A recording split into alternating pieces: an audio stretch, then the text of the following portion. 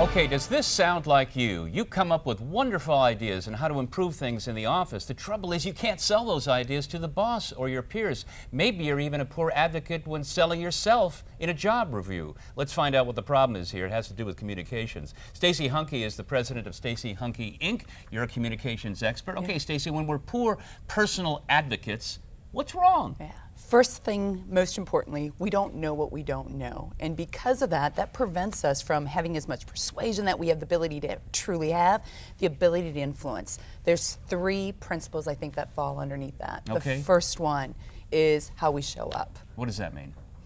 Do you walk into that room like you belong there? Do you slouch? How's your posture? We hear a lot of individuals that talk about, they know individuals that talk with their hands. When they're talking and they're trying to connect, instead of connecting, they're contacting, meaning their eyes are darting all over the place. And since we're so unaware of what our nonverbal behavior really communicates, because we focus on how we feel. Frequently I hear my clients say, if I know my content and I'm comfortable, I'm a good communicator. And I think that's the biggest mistake we can make, to believe if we feel good, we look and we sound good. Interesting. So these nonverbal things, body position, facial expression, these matter.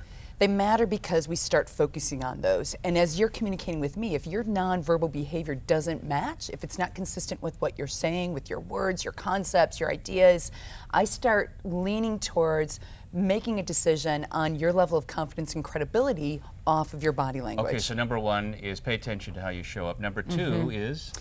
Let's not get stuck in our own agenda. How many times, for example, we go to a meeting and we come with our A to Z plan, we show up, your listeners are less forgiving when they can tell that you haven't prepared for them.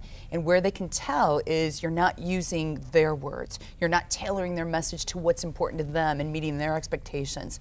We get so caught up in our content only that it's obvious we have not taken the time and the sincerity behind what works for you and how can I make sure that I start my conversation where you are with my topic. Listen to their needs. And number three, I know, is get to the point.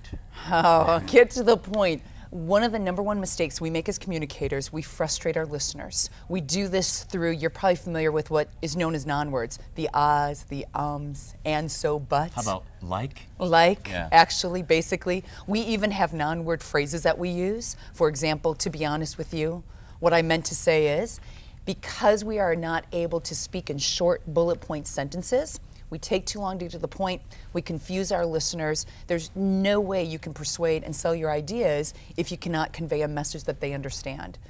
I feel I can now sell myself in any situation. Stacey Hanke, thank you so much. Thank you so much, Bill.